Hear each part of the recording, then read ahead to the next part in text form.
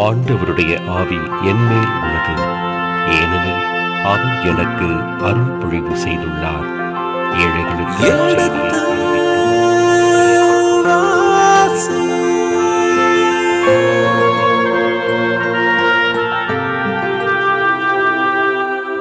எடுத்து வாசி.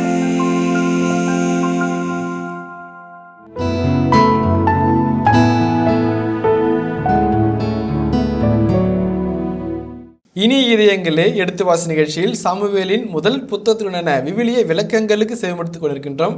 கடந்த பகுதியின் தொடர்ச்சியை இன்று தொடங்குவோம். வாருங்கள் நிகழ்ச்சிகள் செல்வோம். உங்கள் சார்பாக தந்தை அவர்களுக்கு வணக்கம் சொல்லி நிகழ்ச்சியை தொடங்குவோம். வணக்கம் தந்தை அவர்களே.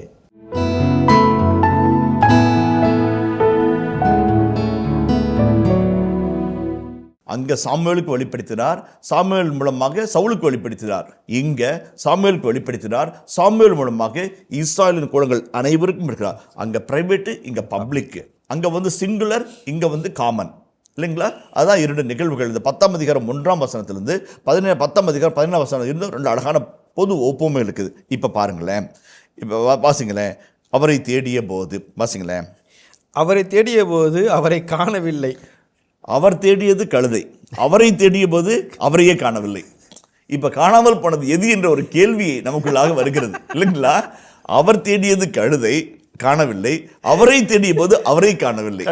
ஆசிரியர் எவ்வளவு அழகா நையாண்டி கொண்டு வரார் பாருங்க, ரொம்ப அழகா. அவரை தேடிய போது அவரையே காணவில்லை. அது பாருங்களேன், வாசிங்க 22 வாசிங்களேன். ஆள் இங்கே வந்து விட்டானா என்று அவர்கள் ஆண்டவரை வினவ, ஆண்டவர் ஆம், அவன் பொருட்குவியலிடையே ஒளிந்துள்ளான் என்று கூறினார். தேடுறாங்க, ஆளை கண்டுபிடிக்க முடியல. கேட்குறாங்க, ஆண்டவர்கிட்ட கேட்குறாங்க. யார்கிட்ட கேட்குறாங்க? சாமுவேல்கிட்ட கேட்கல, ஆண்டவர்கிட்ட கேட்குறாங்க. ஆண்டவரே, அந்த ஆள் இங்கே தான் இருக்கிறான், பொருள் குவியலுக்கு பின்னாடி ஒளிஞ்சிருக்கிறான், பண்டலுக்கு பின்னாடி மறைஞ்சிக்கிறான், போய் பிடிங்க. யார் சொல்றது? கடவுள் சொல்றார். ரொம்ப அழகான ஒரு காட்சி. எப்படி சாமுவேல் என்று மறைந்திருந்து ஆண்டவர் அழைத்து சாமுவேல் மீது அக்கறை கொண்டு சாமுவேலுக்கு இறைச்சியை வெளிப்படுத்தினாரோ, அதை போல அபிஷேகம் தனிப்பட்ட முறையிலே, அபிஷேகம் தொடர் நிகழ்வுகளின் உறுதிப்பாட்ட செயல்கள் வழியாக, அபிஷேகம் ஆவியினால் நிறைக்கப்பட்டு, அபிஷேகம் நிறைவாக்கு உரைக்கப்பட்டு, அபிஷேகம் சீட்டு திருவுளச்சீட்டு போடப்பட்டு ஒழிந்து போன நிலையிலும் ஒழிந்து கொண்ட நிலையிலும் கடவுள் அவனை கண்டுபிடித்து அவனை இழுத்து நீதாண்ட அரசன் என்று ஒரு நிலையை உருவாக்குகிறார். வாசிங்களேன். அவர்கள் ஓடி சென்று அங்கிருந்து அவரை பிடித்து கொண்டு வந்தனர். நல்ல வசனம் பாருங்க. அரசனை பிடிச்சி இழுத்துக்கிட்டு வராங்க. அந்த இப்ரேம் மொழி ரொம்ப அழகான வருது. பிடித்து கொண்டு வந்தார்கள். அப்படியே இருப்பான், பிடிச்சி அவன் எங்கேயும் ஓடிடக்கூடாது, வேணான்னு திமிரக்கூடாதுன்னு சொல்லிட்டு பிடிச்சி இழுத்துட்டு வராங்க. முதலாவது, மக்கள் நடுவே நின்றபோது அவர் அனைவரிலும் உயரமாக இருந்தார். மக்கள் அனைவரும் அவர் தோல் உயரமே இருந்தார்கள். நல்லா ஏற்கனவே நம்ம பார்த்தோம். சவுலை அறிமுகம் செய்யும் போது கூட இதே வார்த்தை தான் பயன்படுத்துகிறார். அவருடைய உயரம் ஒரு அச்சுறுத்தல். அவருடைய உயரத்துக்கு தோல் உயரம் இருக்கிற மக்களுடைய தாழ்நிலை என்பது அவர்கள் படப்போகிற துன்பங்களை குறித்து காட்டுகிறது. ஆசிரியர் இந்த உயரத்தை வச்சு ஒரு அழகான இறையில கொண்டு வரார். நெஃபிலிம் என்று சொல்கிற பகுதியில் வருகிற உயரமான மனிதர்கள் அரக்கர்களைப் போல இருந்தார்கள். அவர்களுக்கு முன்பாக நாங்கள் வெட்டுக்கிளிகளைப் போல இருந்தோம். அவர்கள் எங்களுக்கும் அவர்களை பார்க்கும்போது வெட்டுகளைப் போல் இருப்பதாக, அவங்களுக்கு நாங்கள் வெட்டுக்கிளி மாதிரி தெரிஞ்சோம், எங்களுக்கே வெட்டுக்கிளி மாதிரி தான் எங்களுக்கு தெரிஞ்சது. அழகான ஒரு நடையை அவங்க சொல்கிறாங்க. அதை போன்ற ஒரு செய்தியை மீண்டும் ஆசிரியர் கொண்டு இவர்களெல்லாம் வெட்டுக்கிளிகளைப் போல, அவன் வேட்டையாடுகிறவனை போல இருப்பான். உங்களுக்கு அரசனை கேட்டீங்கல்ல, நான் கொடுக்குறேன். அவன் வரமாட்டேங்கிறான், ஒத்துக்க மாட்டேங்கிறான், யாரும் வரமாட்டேங்கிறாங்க. இந்த காட்சி எதை நமக்கு நினைவுபடுத்துகிறது? நீதித்தொழில் புத்தகத்தில் காட்டு மரங்களெல்லாம் தங்களுக்குள்ளே பேசிக்கொண்டன. நீ அரசனாக, நீ அரசனாக, நீ அரசனாக. எனக்கு வேற இருக்குது. கருவாளி மரம் சொல்லுது, கேதுரு மரம் சொல்லுது, ஓக் மரம் சொல்லுது. கடைசியாக நெருஞ்சி முட்புதரை போய் நீ எங்களுக்கு அரசனாக வா, நான் உங்களை ஆளுகை செய்வேன் என்று அந்த முட்புதர் வருகிறது. அதை போல ஒரு காட்சியை ஆசிரியர் மறைமுகமாக முன்பாக வைக்கிறார். ஓடி ஒளிந்து கொண்டிருக்கிற ஒரு மனிதனை பிடித்து கொண்டு வருகிறார்கள். அப்போ அவர்கள் உயரமாக இருந்தான், அவர்களின் தோல் உயரமே அவர்களெல்லாம் இருந்தார்கள். பழைய ஏற்கனவே சொன்ன செய்தியை ஆசிரியர் நினைவுபடுத்துகிறார். அப்போ சாமுவேல் சொல்றது பாசிங்களேன், 24ஆம் வசனத்தை. சாமுவேல் மக்கள் அனைவரையும் நோக்கி, ஆண்டவர் தேர்ந்தெடுத்தவரை பாருங்கள், மக்கள் அனைவரிலும் அவரை போல் வேறெவரும் உண்டோ என்றார். அப்போது மக்கள் அனைவரும் அரசர் நீடூடி வாழ்க என்று ஆர்ப்பரித்தனர். ஓகே, இப்போ நான் தான் சவுல் இது வரைக்கும் சித்தப்பன்ட்ட சொல்லலை, அவருக்கே கூட அவர் சொல்லிக்கல, சாமுவேல்ட்ட ஆமாம் எஸ் ஓகேன்னு சொல்லலை, மக்கள்கிட்ட ஓகே சொல்லலை. ஆனால் மக்கள் அரசர் நீடூடி வாழ்கன்னு சொல்லிட்டாங்க. He became the king by common acclaim. மக்கள் வந்து கேட்டாங்க, கடவுள் கொடுத்தாரு, அவங்க ஓகேன்ட்டாங்க. நல்லவனா கெட்டவனா, அவனால் முடியுமா முடியாதா, தகுதியுடையவனா தகுதி இல்லவனா, அவனுக்கு விருப்பம் இருக்குதா விருப்பம் இல்லையா, எதை பற்றியும் கவலை இல்லை. இறைவாக்கள் சொன்னார், அவன் ஒடிந்து கொண்டான், அவனை பிடித்து இழுத்து வந்து அரசர் வாழ்க்கைன்னு சொல்லி முடிக்கிறாங்க.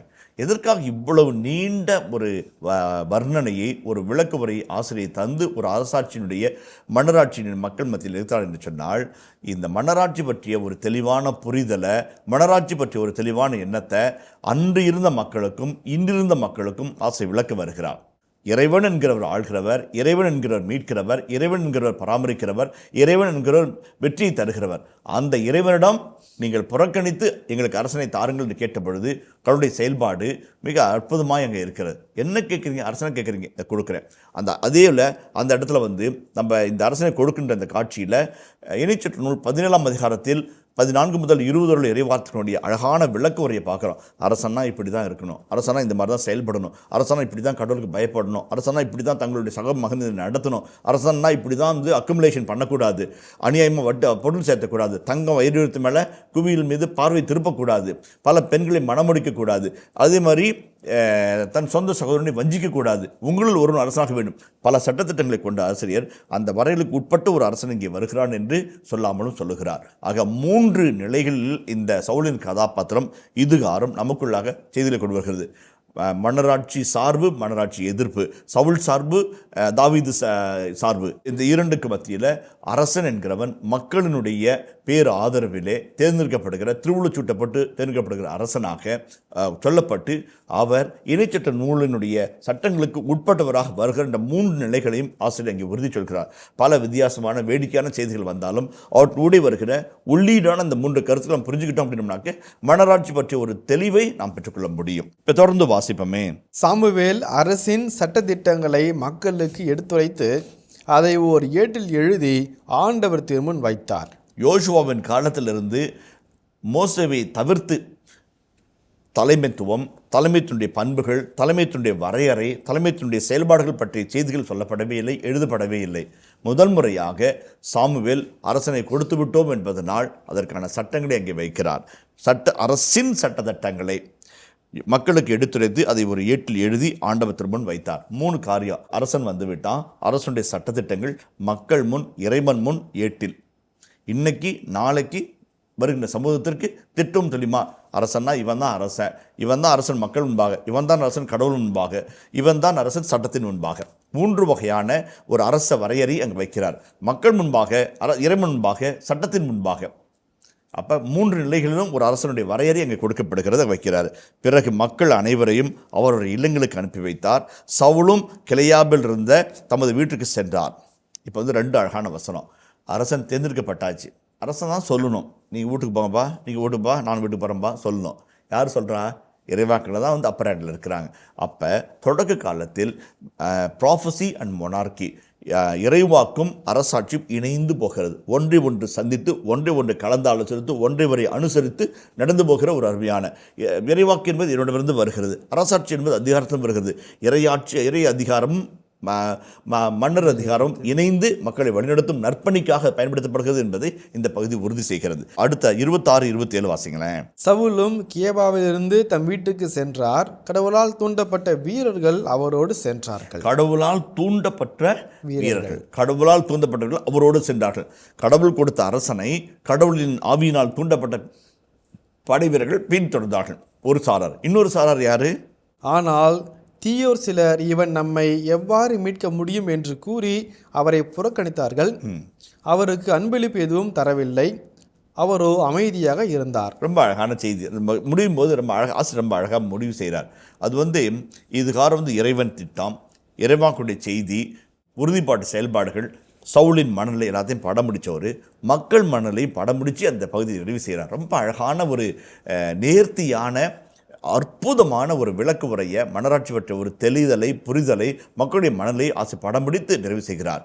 ஒரு சாரார் படை வீரர்கள், ஒரு சாரார் அவரை பின்பற்றாங்க கடவுளால் தூண்டப்பட்டு. தீயோர், இந்த தீயோருக்கு நான் ஏற்கனவே விளக்கம் சொல்லிக்கிறேன். சன்ஸ் ஆஃப் பெலியால், தீமையினுடைய ஒட்டுமொத்த தீய ஆவினால் இயக்கப்படுகிற, கடவுளினால் தூண்டப்பட்டு தீமையினால் தூண்டப்பட்டு அவங்க வந்து ஒரு வார்த்தை பாருங்க, இவன் நம்மை எவ்வாறு மீட்க முடியும் என்று கூறி புறக்கணித்தார்கள். இந்த 19வது வசனம் வாசிங்க. நீங்களோ உங்கள் துன்பத் துயரங்களில் உங்களுக்கு மீட்பராக இருந்த கடவுளை இன்று புறக்கணித்து விட்டு மக்கள் இறைவனை புறக்கணிக்கிறாங்க. கடவுளால் கொடுக்கப்பட்ட மக்களின் வேண்டுகோளுக்கு கடவுள் கொடுத்த அரசனை ஒரு சாரார் புறக்கணிக்கிறாங்க. ஒரே வார்த்தை. நீங்கள் கடவுளை புறக்கணிச்சிங்க, அதே போல் உங்களில் ஒரு சாரார் நான் கொடுத்த அரசனை புறக்கணிக்கிறாங்க. அப்போ there is a difference of opinion. இவன் எவ்வாறு எங்களை மீட்க முடியும்? அந்த கேள்விக்கு 2 அர்த்தங்களை கொடுக்குறாங்க. ஒன்று, சால் இன்கேப்பபிள் என்று ஒரு காரணத்தை சொல்லலாம். அது தாவீது சார்பு செய்தியாக இருக்கலாம். 2வது, அரச முடியாட்சி மறுப்பு கொள்கையை சார்ந்தவர்களாக இருக்கலாம். கடவுள் தான் நம்மளை மீட்பவர். அந்த வார்த்தையை பாருங்களேன். இவன் நம்மை எவ்வாறு மீட்க முடியும்? அந்த 19வது வசனத்தை பாசிங்களேன். நீங்களோ உங்கள் துன்பங்களில் உங்களுக்கு மீட்பராக இருந்த கடவுளை மீட்பராக, அந்த எபிரேய சொல் மீட்பராக, அங்கேயும் அந்த மீட்பராக, இங்கேயும் புறக்கணித்து அங்கேயும் புறக்கணித்து. மீட்பவர் யார்? இறைவன். யார் புறக்கணிச்சாங்க? மக்கள் புறக்கணிச்சாங்க. இங்கே மீட்கிறவர் யாரு? அரசன். முடியுமா என்று அவனை புறக்கணிக்கிறாங்க. அப்போ மக்கள் மத்தியிலே இருதலைப்பட்ட எண்ண போக்கு அங்கே இருக்கிறது. அரசன் மீட்க முடியுமா? ஆண்டவர் தானே மீட்கிறவர் என்ற ஒரு எண்ணம் இருக்கிறது. அப்போ மன்னராட்சி சார்பு எதிர்ப்பு கொள்கையிலும் அங்கே உள்ள வருகிறது. ஆசிரியர் சொல்லி கடவுளுடைய மனநிலை என்ன, சாமுவேலுடைய மனநிலை என்ன, சவுலின் மனநிலை என்ன, மக்களின் மனநிலை என்ன, எல்லாவற்றையும் பட்டவர்த்தமாக சொல்லி இனி என்ன நடக்கப் போகிறது என்ற ஒரு ஆவலை நமக்குள்ளாக தூண்டி அந்த பகுதியை அவர் நிறைவு செய்கிறார். அழகான ஒரு பகுதி. சின்ன சின்ன காரியங்களை நுணுக்கமாக சொல்வதனுடைய அர்த்தம் என்ன என்பதை நமக்குள்ள ஒரு கேள்வி வந்தாலுமே கூட இவர்கள் எல்லாம் மக்களை உளதளவிலே, உளவியல் அளவிலே, ஆன்மீக அளவிலே மன்னராட்சிக்கு தயாரிக்கின்ற ஒரு நிலையை உருவாக்கி காட்டுகிறது என்பதுதான் இந்த அதிகாரத்தினுடைய செய்தி. இப்போ சவுல் அவரோ அமைதியாக இருந்தார். ரொம்ப அழகான வார்த்தை. அந்த அமைதி என்பதற்கு இப்ரேய மொழியில் ஷாலோம் என்று சொல்வார்கள். கெப்டி ஷாலோம். அவர் கூலாக இருக்கிறார். ஏற்றுக்கிறாங்க, ஏற்றுக்கல. அவர் விரும்பலை. பொருட்குவியலுக்கு பின்னாடி ஒளிஞ்சிக்கிட்டார். அவரை பிடிச்சி இழுத்துட்டு வந்து அரசனாக்குறாங்க. ஏற்றுக்கிறான், இவன் ஏற்றுக்கல. சலனமற்று இருக்கிறார், அமைதியாக இருந்தார். இவனை ஏற்றுக்கிட்டவங்க கொண்டாடவும் இல்லை, எதிர்த்தவங்களை தண்டிக்கவும் போகலை, அமைதியாக நியூட்ரலாக இருக்கிறார். கடைசி வரைக்கும் அப்படி தான் இருந்தாகணும். இப்போ அப்சலோம் கொதித்தெழுவா அப்படி, அல்லது ஜெரோபாம் எதிர்த்தெழுவா அப்படி, இப்படி பல எதிர்ப்புகள் வரும். அரசாங்கம் ஒன்றும் பண்ண முடியாது. அந்த எதிர்ப்புகளை கண்டு தாவீது ஓடிப்போனார், நகரை விட்டு ஓடிப்போனார். பல குழப்பங்கள் எல்லாம் வரதான் செய்யும். அதுக்கு இந்த பகுதி ஒரு முன்னோட்டமாக, ஒரு முன் அடையாளமாக வைத்து ஆசிரியர் பொடி வைத்து இந்த பகுதியை நிறைவு செய்கிறார். அமைதியாக இருக்கிறார், அவ்வளோதான். தாவீது அமைதியாக இருப்பார், சாலமோன் அதுவுமே அமைதியாக இருப்பார், சவுலும் அமைதியாக இருக்கிறார். அதுதான். இப்போ வாழ்க்கைக்குள்ளாக நாம் வருவோம். யார் இந்த சவுல்? பஹூர் வாத்தோவ், தேர்ந்தெடுக்கப்பட்ட இனிமையான ஒரு மனிதர் என்று சவுலை அறிமுகம் செய்த ஆசிரியர் இந்த 10ஆம் அதிகாரத்தினுடைய 27ஆம் வசனத்தில் அமைதியாக இருக்கிறார். தேர்ந்து கொள்ளப்பட்டவர், இனிமையானவர், மற்ற எல்லா மக்களிடம் உயரமானவர், ஆண்டுடைய ஆவியினால் இயக்கப்பட்டவர், ஆண்டுடைய ஆவியினால் இறைவாக்கு உரைக்கிறவர், அமைதியாக இருந்தார், பேசாமல் இருக்கிறார் என்று நிறைவு செய்கிறார். இந்த 10ஆம் அதிகாரத்திலே கடவுள் சவுல் தான் அரசன் என்று உறுதிப்படுத்துகிறார், உண்மையை உரைக்கிறார். Confirms and proves the veracity என்று ஆங்கிலத்திலே சொல்வார்கள். அது முதல் காரியம். 2வது, கழுதைகளை தேடி போன சவுல் ஆண்டவரால் அழைக்கப்பட்ட பொழுது ஆண்டவர் உள்ளத்தை மாற்றினார் என்று ஒரு வாக்கியம், அழகான வார்த்தை வருகிறது. Transformed is heart, transformed is life என்று சொல்லி அழகான வார்த்தையை ஆசிரியர் பயன்படுத்துகிறார். கடவுள் உன்னை அழைத்தால் சும்மா அழைக்க மாட்டார், உன்னை புரட்டி போட்டு அழைப்பார். சட்டம், பதவி, மீட்பு, யூதத்தினுடைய மறை கோட்பாடுகள் என்று வெறித்தனமாய் புயலாய் புறப்பட்டு போய்கின்றது ஒரு இளைஞனை ஆண்டவர் சந்தித்தார். இடியின் ஒளியிலே குதிரையிலிருந்து விழத்தாட்டி, என் தாற்றுக்கோளை உதைப்பது உனக்கு தகுமோ என்று ஒரு கேள்வியை கேட்டார். அவன் கண்கள் மூடப்பட்டு 3 நாட்கள் பார்வையற்ற மனிதனாய் மாறினான். புறக்கண்கள் மூடப்பட்ட பொழுது அகக்கண் விழித்து கொண்டது. அவன் உள்பயணம் செய்தான். தமாஸ்குவினுடைய பயணம் தடைப்பட்ட போது அவன் உள்ளொளி பயணம் செய்தான். அந்த பயணத்தின் இறுதியிலே இயேசு ஆண்டவர் என்று கண்டு கொண்டான். 3 ஆண்டுகள் அராபியாவுக்கு சென்று தான் அடித்தது, பட்டம் பெற்றது, தான் தெரிந்தது, தெரியாமல் இருப்பது எல்லாவற்றையும் நேர்கோணத்தில் வைத்து இயேசுவின் உயிர்ப்பில் சிந்தித்தான். திரும்பி வந்தபோது எந்த தமஸ்குவை நோக்கி சீடர்களை அழிக்கவும் கைது செய்யவும் போனானோ அவர்களுக்கு சார்பாக நின்று போதிக்க ஆரம்பித்தான். ஒரு வாழ்க்கை மாறிப்பானது. இயேசு உங்கள் வாழ்க்கைக்குள்ளாக அழைப்பை கொண்டு வருகிறார் என்றால் உங்கள் வாழ்க்கையை புரட்டி போடுகிற அர்த்தமாகும். அந்த புரட்டி போடுதலுக்கு நாம் தயாராக இருக்க வேண்டும். ரொம்ப ரொம்ப முக்கியம். ஆண்டவர் சந்திக்கும் போது நம் வாழ்வை அவர் புரட்டி போடுவார். புரட்டி போடுவார். எனக்கு ரொம்ப பிடித்தமான ஒரு புத்தகம், ஒரு சின்ன புத்தகம், பிரிசன் டு பிரைஸ் என்று ஒரு அழகான புத்தகம் இருக்கிறது. வங்கி கொள்ளையர் எப்படி ஒரு மத போதகராக மாறி உலகையே திரும்பி பார்க்க வைத்தார் இயேசுவின் பக்கம் என்று அந்த புத்தகம் அழகாய் வர்ணிக்கிறது. ரொம்ப அழகான ஒரு செய்தியாக இருக்கும். கடவுள் உங்களை அழைக்கும் போது மாற்றத்துக்கு தயாராக இருங்கள். முதல் கருத்து. ஒருவேளை இந்த மாற்றத்துக்கு தயாராக இல்லை என்று சொன்னால் இழப்பு உங்களுக்கு தான் என்பதை நீங்கள் மறந்து விடாதீர்கள். ஒரு இளைஞன், நல்ல போதகரே, முடிவிலா வாழ்வர நான் என்ன செய்ய வேண்டும் என்று கேட்டான். கடவுளை உற்று பார்த்து அன்பு செய்தார். அன்பொழுக அவனை பார்த்து என்று விழித்தில் ஒரு அழகான வார்த்தையை நற்செய்தியால் பயன்படுத்துகிறார்கள். அன்பொழுக அவனை உற்று பார்த்து, உனக்கு ஒன்று குறைவாக இருக்கிறது, போய் உனக்கு அதெல்லாம் விட்டு ஏழைகளுக்கு கொடு, என்னை வந்து பின் செல் என்று சொன்னார். அவன் போனான், திரும்பி வரவே இல்லை. போய் விற்று ஏழைகளுக்கு கொடு, பின் வந்து என்னை பின் செல். எத்தனை கட்டளைகள் இருக்குது, அதில் ஒரே ஒரு கட்டளை தான் அவன் பின்பற்றினான். போனான், அவ்வளோதான். ஒருவேளை அவன் யூதாஸுக்கு பதிலாக ஒரு நல்ல மனிதராக இருந்திருக்கலாம், ராயபருக்கு அடுத்த சீடராக வாழ்ந்திருக்கலாம், அல்லது யோவானை போல இந்த பக்கம் மார்பில் சார்ந்து இதய துடிப்பை கேட்டிருக்கலாம். எழுந்து போனான் இல்லைங்களா? 12 கோத்திரங்களுக்கும் அரியாசனம் அமைந்து உலக மக்களின் தலைவராக இருப்பார் என்று இயேசு வாக்கு கொடுத்தார். அந்த வாக்குறுதியின் முதல்வனாக கூட அவன் இருந்திருக்கலாம். இழப்பு என்பது அவனுக்கான ஒன்று. அவன் எழுந்து போனது ஆண்டவர் அல்ல, நாம் தான் எழுந்து போகிறோம். அதான் முக்கியம். ஆண்டவர் அழைக்கும் போது அந்த மாற்றத்திற்கு தயாராக இருங்கள். அந்த மாற்றத்திற்கு தயாராக இல்லை என்றால் இழப்பு என்பது உங்களுக்குத்தான். முதலாவது. இரண்டாவது காரியம். மூன்றாவது, அழைக்கும் இறைவன் உங்களை உறுதிப்படுத்துகிறார். ஆவியை தந்து உங்களை வலிமைப்படுத்துகிறார். வலிமையோடு ஆண்டவர் ஆவி இறங்கி வர அவர் இறைவாக்கு உரைத்தார். அந்த இறைவாக்கு உரைச்சோன்னே, இவன் வந்து கீசன் பையனாச்சேன், இவனை அவங்க அப்பா இறைவாக்கினரா, இவன் இறைவாக்கினரா என்று மக்களே வியந்து பேசுகின்ற அளவிற்கு அவருடைய மாற்றம் வருகிறது. ஆண்டவர் நம்மை அழைத்தார் என்றால் அதற்கான சக்தியை நமக்கு தருகிறார். அது ரொம்ப முக்கியமான கருத்து, ரொம்ப முக்கியமான கருத்து. ஆண்டவர் நம்மை அழைக்கும் போது அவர் நமக்கு அந்த அழைப்பின் சக்தியில் பங்கு கொடுக்கிறார். அழைப்பின் மேன்மையில் நமக்கு வல்லமையை தருகிறார் என்பது மிக அழகான ஒரு செய்தி. சவுலை அழைத்த ஆண்டவர் ஆவியை தந்தார், இறைவாக்கு உரைக்கும் நிலையை தந்தார், பரவச பேச்ச வைத்தார். அவன் மறுத்த போது திருவுளச்சீட்டு போட்டு அதை உறுதிப்படுத்தினார். அழைக்கும் ஆண்டவர் அந்த அழைப்புக்கேற்ற பணிபுரிய நமக்கு வல்லமையை தருவார். இந்த அழைப்பு அவரிடமிருந்து வருகிறது என்றால் இந்த அழைப்பை வாழ்வதற்கான சக்தியும் அவரிடமிருந்தே வரும் என்பதை நாம் மறந்துவிடக்கூடாது. நாம் வந்து வெறும் ஒரு ஏடிஎம் கார்டு மட்டும்தான். இந்த கார்டில் சார்ஜ் பண்ணுறது அவர், டெபாசிட் பண்ணுறது, இன்வெஸ்ட் பண்ணுறது அவர். இது செலவு பண்ண டெபாசிட் பண்ணிக்கிட்டே இருப்பார். நம்முடைய நலன்கள் எல்லாம் திருப்பாடலாசர் சொன்னது போல, 87 திருப்பாடல் சொன்னது போல, என் நலன்களின் ஊற்று உம்மிடமே உள்ளது. ஒருவேளை ஊற்று இங்கே இருந்தால், ஊற்று அங்கே இருந்தால், கோடை காலத்தில், வறட்சி காலத்தில், துன்ப காலத்தில், துயர காலத்தில் வறண்டு போகும். என் ஊற்று உங்ககிட்ட இருக்கு ஆண்டவரே, வற்றாத ஊற்றாகி உம்மிடம் என் ஊற்றுக்கண்கள் இருப்பதனால் நான் ஒருபோதும் வற்றி போக மாட்டேன். அழைத்தலின் ஆணி வேறும் சாராம்சம் இதுதான். நம்ம வத்தி போகாமல் வெட்டி போட்டாலும் துளுத்து வர்றதுக்கு இதுதான் அடையாளம். ஏன்னா நம்முடைய வேறு வந்து ஆணுடைய ஊற்றுக்கண்களிலிருந்து புறப்பட்டு வருகிற வேறாக இருக்கிறது. அழிய மாட்டோம், ஒழிய மாட்டோம். என் தந்தையின் திருவுளத்தை நிறைவேற்றுவதே எனது உணவு என்று சொன்னார்.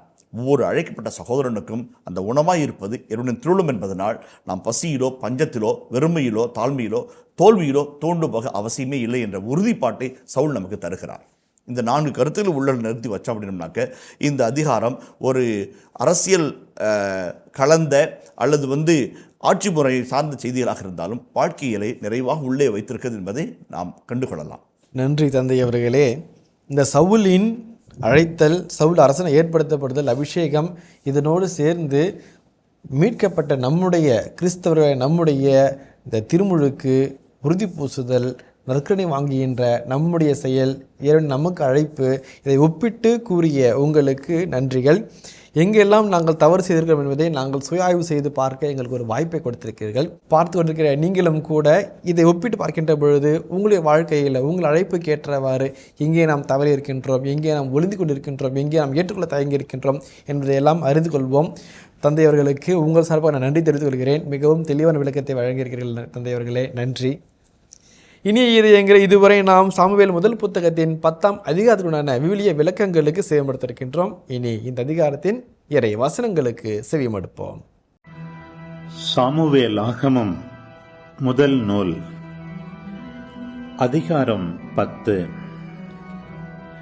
அப்போது சாமுவேல் தைலக்குப்பியை எடுத்து அவர் தலைமீது வார்த்து அவரை முத்தமிட்டு கூறியது: ஆண்டவர் தம் உரிமை சொத்துக்கு தலைவனாக இருக்கும்படி உன்னை திருப்பொழிவு செய்துள்ளார் அன்றோ?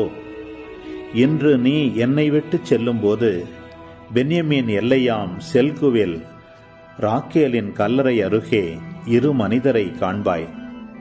அவர்கள் உன்னிடம், நீங்கள் தேடிப்போன கழுதைகள் அகப்பட்டுவிட்டன, இதோ உன் தந்தை தம் கழுதைகளை பற்றி கவலையை விட்டு உனக்காக ஏங்கி என் மகனுக்காக என் செய்வேன் என்று கூறிக்கொண்டிருக்கிறார் என்று சொல்வார்கள். நீ அங்கிருந்து மேலும் கடந்து சென்று தாபோரில் உள்ள கருவாலி மரத்தை அடைவாய். அங்கு கடவுளை வழிபட பெத்தேலுக்கு செல்லும் 3 மனிதர்கள் உன்னை சந்திப்பார்கள். ஒருவன் 3 ஆட்டுக்குட்டிகளையும், இன்னொருவன் 3 அப்பங்களையும், வேறொருவன் ஒரு தோற்பை திராட்சை ரசத்தையும் கொண்டிருப்பார்கள். அவர்கள் உன் நலம் கேட்டு உன்னிடம் 2 அப்பங்களை தர அவர்கள் கைகளினின்று நீயும் பெற்றுக்கொள்வாய். அதன் பிறகு பெலிஸ்தியரின் எல்லை காவல் இருக்கும் கடவுளின் மலைக்கு செல்வாய். அங்கு நகருக்குள் நுழையும் போது தொழுகை மேட்டிலிருந்து இறங்கி வரும் ஓர் இறைவாக்கினர் குழுவை சந்திப்பாய். அவர்களுக்கு முன்பாக யாழும் மேளமும் நாதசுரமும் சுரமண்டலமும் செல்லும். அவர்கள் பரவசமடைந்து பேசுவர். பிறகு ஆண்டவரின் ஆவி உன்மேல் வலிமையோடு வரும். நீயும் அவர்களோடு பரவசமடைந்து பேசுவாய். நீயும் வேறு மனிதனாய் மாற்றப்படுவாய். இந்த அறிகுறிகள் உனக்கு நேரிடும் போது உன் கைக்கு வந்ததை நீ செய்து கொள். ஆண்டவர் உன்னோடு இருக்கிறார். பிறகு நீ எனக்கு முன்பாக கில்காலுக்கு இறங்கிச் செல். எரிபலிகளையும் நல்லுறவு பலிகளையும் ஒப்புக் கொடுப்பதற்காக நான் உன்னிடம் வருவேன். நான் உன்னிடம் வந்து நீ செய்ய வேண்டியதை உனக்கு அறிவிக்கும் வரை 7 நாள்கள் காத்திரு. சவுல் சாமுவேலை விட்டு திரும்பிய பொழுது கடவுள் அவரின் உள்ளத்தை மாற்றினார். அன்றே இந்த எல்லா அறிகுறிகளும் நிறைவேறின. அவர்கள் அந்த மலையை அடைந்தபோது இறைவாக்கினர் குழு அவரை எதிர்கொண்டது. கடவுளின் ஆவி அவரை வலிமையோடு ஆட்கொள்ள அவர் அவர்கள் நடுவே பரவசமடைந்து பேசினார். அவரை ஏற்கனவே அறிந்தவர்கள் அவர் இறைவாக்கினரோடு பரவசமடைந்து பேசுவதை கண்டார்கள். மக்கள் ஒருவர் மற்றவரை நோக்கி, கீசின் மகனுக்கு என்ன நேரிட்டது? சவுலும் இறைவாக்கினருள் ஒருவனோ என்று கேட்டுக்கொண்டனர். அதற்கு அங்கிருந்தவருள் ஒருவன், இவர்கள் தந்தை யார் என்று கேட்டான். ஆகவே சவுலும் இறைவாக்கினருள் ஒருவனோ என்ற பழமொழி உருவாயிற்று. அவர் பரவசமடைந்து பேசி முடித்த பின் தொழுகை மேட்டுக்கு வந்தார். அப்போது சவுலின் சிற்றப்பன் சவுலையும் அவர் வேலைக்காரனையும் நோக்கி, நீங்கள் எங்கே சென்றிருந்தீர்கள் என்று வினவ, அவர், நாங்கள் கழுதைகளை தேடிச் சென்றோம், அவை கிடைக்கவில்லை, எனவே சாமுவேலிடம் சென்றோம் என்று சொன்னார். சவுலின் சிற்றப்பன், சாமுவேல் உனக்கு கூறியதை தயகூர்ந்து எனக்குச் சொல் என்றார். சவுல் தம் சிற்றப்பனிடம், கழுதைகள் அகப்பட்டனவென்று அவர் எங்களுக்கு உறுதியாகச் சொன்னார் என்றார். ஆனால் அரசு பற்றி சாமுவேல் சொன்ன செய்தியை அவருக்கு சொல்லவில்லை. சாமுவேல் மக்களை மிஸ்பாவில் ஆண்டவர் திருமுன் அழைத்தார். பின்னர் அவர் இஸ்ரேல் மக்களை நோக்கி கூறியது, இஸ்ரேலின் கடவுளாகிய ஆண்டவர் இவ்வாறு கூறுகிறார், நான் இஸ்ரேலை எகிப்தினின்று கொண்டு வந்தேன். எகிப்தியர் கையினின்றும் உங்களை துன்புறுத்திய அனைத்து அரசுகளின் கைகளினின்றும் நான் உங்களை விடுவித்தேன். நீங்களோ உங்கள் துன்ப துயரங்களில் உங்களுக்கு மீட்பராக இருந்த கடவுளை என்று புறக்கணித்துவிட்டு எங்கள் மீது ஓர் அரசனை ஏற்படுத்தும் என்று அவரிடம் கேட்கிறீர்கள். ஆகவே உங்கள் குலங்கள் வாரியாகவும் குடும்பங்கள் வாரியாகவும் ஆண்டவர் திருமுன் வந்து நில்லுங்கள். பிறகு சாமுவேல் அனைத்து இஸ்ரேல் குலங்களையும் ஒருங்கே கொண்டு வர பென்யமீன் குலத்தின் மீது சீட்டு விழுந்தது. பென்யமீன் குலத்தை அதன் குடும்பங்கள் வாரியாக ஒருங்கே கொண்டு வர மதிரி குடும்பத்தின் மீதும் பிறகு கீசின் மகன் சவுலின் மீதும் சீட்டு விழுந்தது. அவரை தேடிய போது அவரை காணவில்லை. ஆள் இங்கே வந்துவிட்டானா என்று அவர்கள் ஆண்டவரை வினவ, ஆண்டவர், ஆம், அவன் பொருட்குவியலிடையே ஒளிந்துள்ளான் என்று கூறினார். அவர்கள் ஓடிச் சென்று அங்கிருந்து அவரை பிடித்து கொண்டு வந்தனர். மக்கள் நடுவே நின்றபோது அவர் அனைவரிலும் உயரமாக இருந்தார். மக்கள் அனைவரும் அவர் தோள் உயரமே இருந்தார்கள். சாமுவேல் மக்கள் அனைவரையும் நோக்கி, ஆண்டவர் தேர்ந்தெடுத்தவரை பாருங்கள், மக்கள் அனைவரிலும் அவரைப் போல் வேறெவரும் உண்டோ என்றார். அப்போது மக்கள் அனைவரும், அரசர் நீடூழி வாழ்க என்று ஆர்ப்பரித்தனர். சாமுவேல் அரசின் சட்டத்திட்டங்களை மக்களுக்கு எடுத்துரைத்து அதை ஓர் ஏட்டில் எழுதி ஆண்டவர் திருமுன் வைத்தார். பிறகு மக்கள் அனைவரையும் அவரவர் இல்லங்களுக்கு அனுப்பி வைத்தார். சவுலும் கிபையாவில் இருந்த தம் வீட்டிற்கு சென்றார். கடவுளால் தூண்டப்பட்ட வீரர்கள் அவரோடு சென்றார்கள். ஆனால் தீயோர் சிலர், இவன் நம்மை எவ்வாறு மீட்க முடியும் என்று கூறி அவரை புறக்கணித்தார்கள். அவருக்கு அன்பளிப்பு எதுவும் தரவில்லை. அவரோ அமைதியாக இருந்தார். இதன் தொடர்ச்சியை மீண்டும் அடுத்த பகுதியில் பார்ப்போம். அதுவரை இணைந்திருங்கள். இயேசுவுக்கே புகழ், இயேசுவுக்கே நன்றி, மரியே வாழ்க. இந்த கிரைசிஸை தீர்க்கக்கூடிய ஆள் யாரு, எங்கிருந்து இந்த ஹீரோ வராரு, அந்த ஹீரோ எப்படி செயல்பட்டாரு, அந்த ஹீரோ செயல்பட்டதில் வெற்றி கிடைத்ததா என்ற அழகான செய்தியை ஒரு சஸ்பென்ஸ் த்ரில்லர் போல இந்த பகுதி விவரித்து காட்டுகிறது. சார் 7 நாள் டைம் கொடுங்க, நாங்கள் அதுக்குள்ளே ஆளுங்களை எங்கள் ஊருங்களுக்கெல்லாம் அனுப்புகிறோம். யாருன்னா வந்து எங்களுக்கு உதவி செஞ்சாங்கனாக்க நாங்கள் எதாவது எங்களால் முடிஞ்சதை பார்க்குறோம், அப்படி இல்லைன்னா நீங்கள் விரும்பினதை செய்யுங்க. பியூட்டிஃபுல்லான ஒரு ஸ்ட்ராட்டஜி.